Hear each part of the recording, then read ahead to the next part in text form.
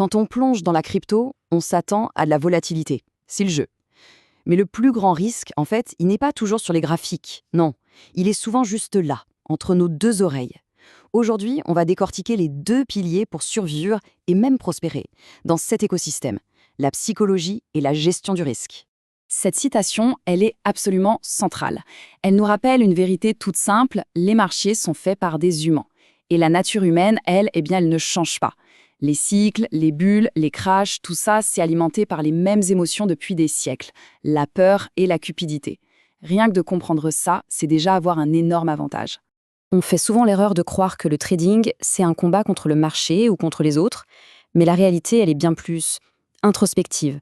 Le vrai combat, il se joue à l'intérieur de soi-même, contre ses propres impulsions, ses propres biais psychologiques. Et au cœur de cette bataille, on a deux forces qui tirent dans des directions opposées. D'un côté, la peur, celle qui fait paniquer, qui nous pousse à vendre au pire moment. De l'autre côté, la cupidité, le fameux FOMO, la peur de rater le train, qui nous fait acheter quand tout est déjà au plus haut. C'est ce pendule émotionnel qui fait bouger le marché de manière si rationnelle parfois. Mais au-delà de ces émotions primaires, il y a un ennemi encore plus sournois, nos propres biais cognitifs. Ce sont en quelque sorte des raccourcis mentaux que notre cerveau utilise pour aller plus vite. Super utile dans la vie de tous les jours, mais face à un marché, c'est un véritable désastre. Ils agissent comme un filtre invisible qui déforme notre perception de la réalité et sabote nos décisions. Le premier, et c'est sans doute le plus visible en crypto, c'est l'effet de meute. Tout va si vite, l'information circule en permanence et il est tellement facile de se laisser emporter par la foule.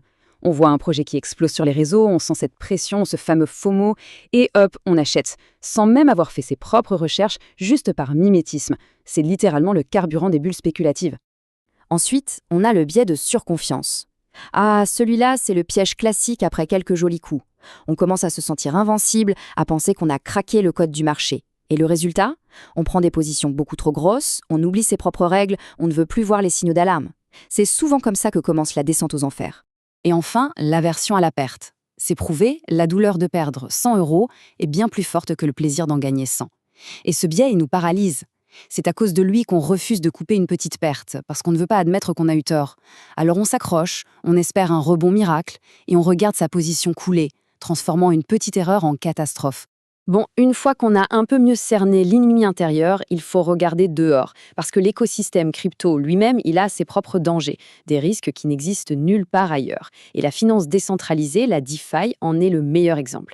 C'est une frontière technologique absolument fascinante, mais aussi totalement impitoyable. L'image de la jungle, elle est parfaite pour la DeFi. C'est un espace d'innovation incroyable, c'est vrai.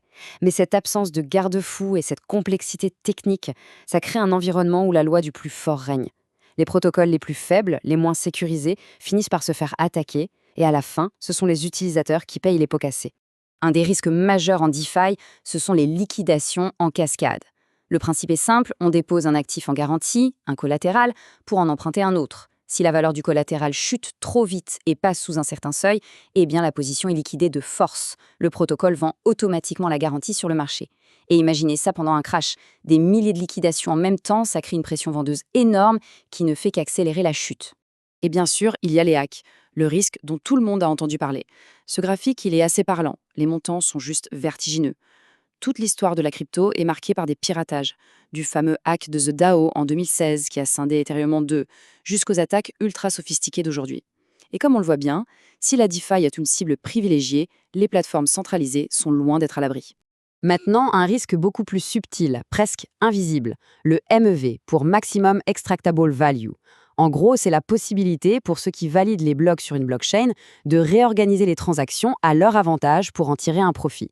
C'est une sorte de taxe cachée, une taxe de l'ombre qui s'applique sur les transactions des utilisateurs normaux. L'exemple le plus connu, c'est la taxe sandwich. Imaginez, vous voulez acheter un token. Un bot spécialisé repère votre transaction avant qu'elle ne soit validée.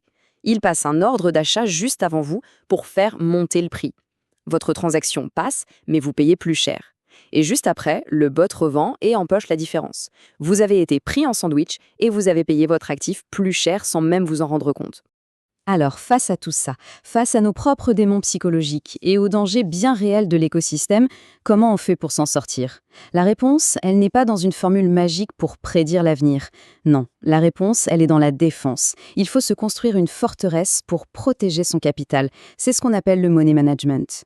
Le money management, c'est avant tout un changement de mentalité. Le but du jeu n'est plus de faire le plus gros gain possible sur chaque trade. Non, le but, c'est de survivre. C'est de s'assurer qu'on sera toujours là demain pour continuer à jouer, même après une mauvaise série. C'est une vision de marathonien, pas de sprinter. Et si on devait résumer toute cette philosophie en un seul chiffre, ce serait celui-là. 1%. C'est la règle d'or, la fameuse règle du 1%. C'est simple. Ne jamais risquer plus de 1% de son capital total sur une seule position. Si on a 10 000 euros, la perte maximale qu'on s'autorise sur un trade, c'est 100 euros. Point. C'est une règle mathématique toute bête qui rend la faillite quasiment impossible. Il faudrait enchaîner 100 trades perdants d'affilée pour tout perdre. Et pour appliquer cette règle concrètement, il y a un outil qui est juste indispensable, le stop-loss. C'est un ordre de vente qui se déclenche automatiquement si le marché va contre nous. C'est notre filet de sécurité. C'est la décision que prend notre cerveau logique, au calme, avant que les émotions ne viennent tout perturber en plein milieu de la tempête. La différence est radicale.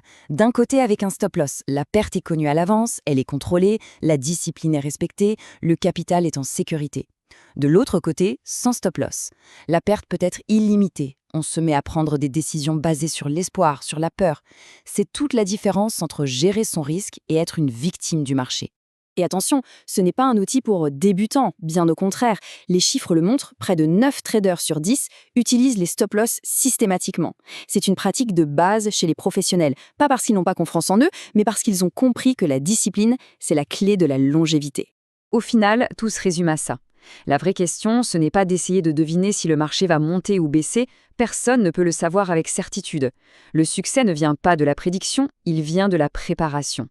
La seule chose qui compte, c'est de se demander: est-ce que j'ai un plan clair? Que ça monte ou que ça descende?